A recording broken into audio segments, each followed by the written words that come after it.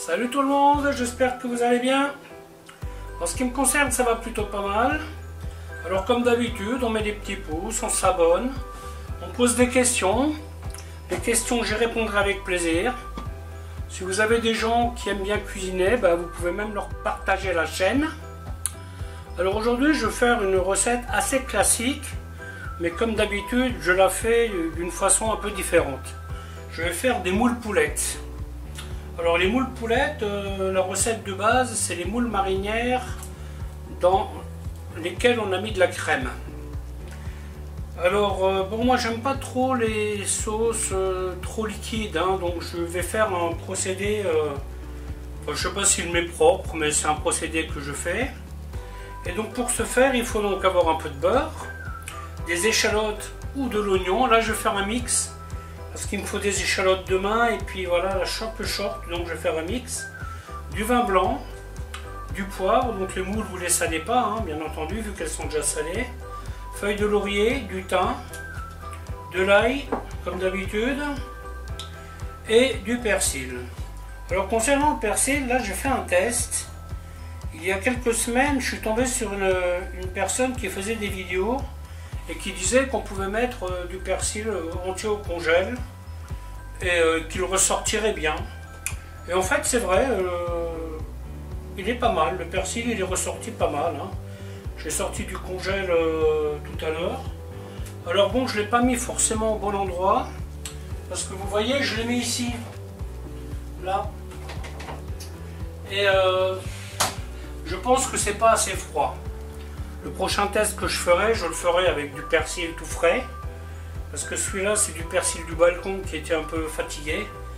Et donc ça va, ça fonctionne. Vous voyez, ça vous permet de mettre un peu de persil en décoration sur l'assiette. C'est plutôt pas mal. Alors les moules, j'achète tout simplement les moules qui sont prêtes à cuire, que je vais laver. Par contre, quand vous lavez les moules, ne les laissez pas tremper dans l'eau, d'accord?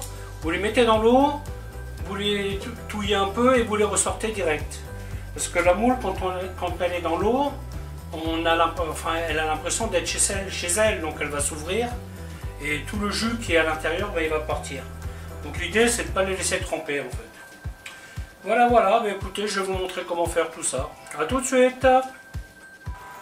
Voilà, donc la première des opérations, on va faire revenir les échalotes avec un petit peu d'oignon. Alors c'est une recette qui est assez vite faite. Bon, si vous n'aimez pas le beurre, vous faites à l'huile d'olive. Par contre, sur cette recette-là, je ne mettrai pas de farine. Vu que j'utilise de la crème épaisse, sachez que en général, je peux mettre de la farine dans cette sauce. Quand je la fais avec de la crème liquide, par exemple. Voilà, donc là, je vais mettre l'équivalent de 2 cuillères d'échalotes et 1 cuillère d'oignon. Vous voyez, là, j'avais des oignons qui commençaient à plus être contents. Je suis pas super motivé ces jours-ci. Donc, ce que j'ai fait, aujourd'hui, je les ai tous coupés. Et je vais les congeler à plat, vous voyez, dans un sachet. Pourquoi à plat, vous me direz? Tout simplement parce que quand vous en avez envie d'un peu, il suffit de le casser.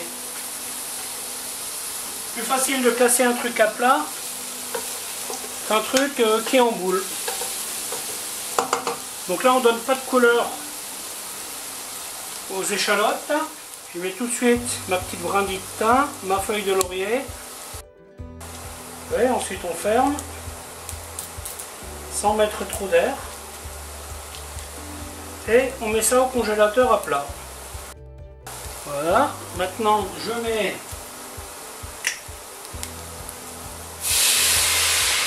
le vin blanc et celui-là je vais le réduire presque à sec. J'y rajoute un peu d'ail.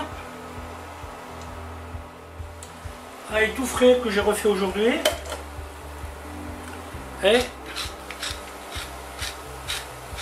bien poivré. Alors il y a une version que je fais aussi, que personnellement j'aime bien, qu'aujourd'hui je ne ferai pas parce que j'essaye de rester quand même à peu près classique. je peux très bien mettre un bouillon de volaille dans ma sauce. Hein. Ça vous donnera un petit goût sympa pour les moules.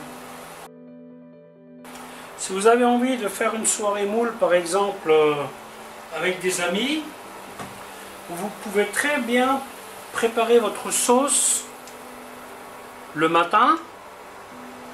Et quand vos amis arrivent, évidemment, les moules, vous les cuisez à la dernière minute. Et ça vous permettra de prendre l'apéro tranquillement avec vos amis. Hein. Toujours ingrat quand vous faites un repas à la maison, d'être en cuisine pendant que les autres s'amusent. J'ai de la chance parce que j'ai une cuisine ouverte, donc le problème ne se pose pas. Malgré ça, la plupart du temps, mes amis sont dans la cuisine à côté de moi. Ce qui ne m'arrange pas forcément d'ailleurs, j'avoue. Bon, le persil, je vais le mettre quasiment à la fin. Hein.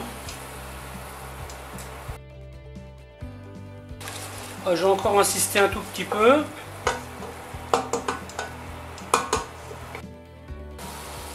Ça, vous pouvez aussi mettre des champignons avec, c'est pas mal ça. Champignons de Paris, c'est une variante qui est vraiment bien ça. Si vous aimez les champignons, en fait avec les moules vous pouvez faire vraiment beaucoup de choses. Hein. Vous pouvez faire avec des tomates cerises, huile d'olive, échalotes, tomates cerises, un petit peu de thym, feuilles de laurier, gouttes de vin blanc, hop. Et après vous mettez votre moule. Ou alors il y a un autre truc que je fais de temps en temps, c'est que je fais une ratatouille. Par contre là je mets pas de vin blanc. Et quand ma ratatouille est cuite, je mets les moules dedans. J'ai déjà quelques recettes de moules sur ma chaîne, mais je ne me rappelle plus lesquelles. Donc là je vous laisserai aller fouiller. Hein. Donc voilà, mes échalotes ont été réduites pas tout à fait à sec, hein, comme vous pouvez le constater. On porte ça à ébullition.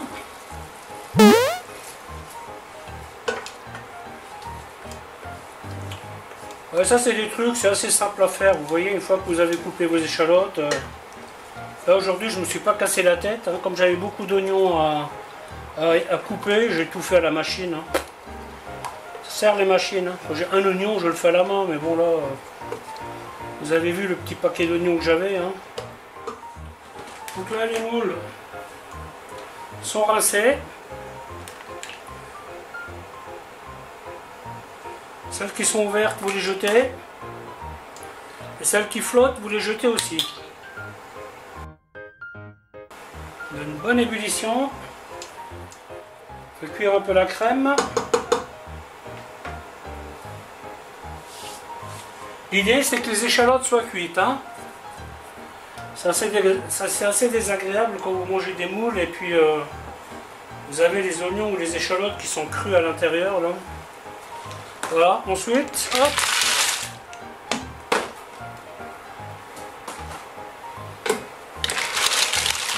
On touille.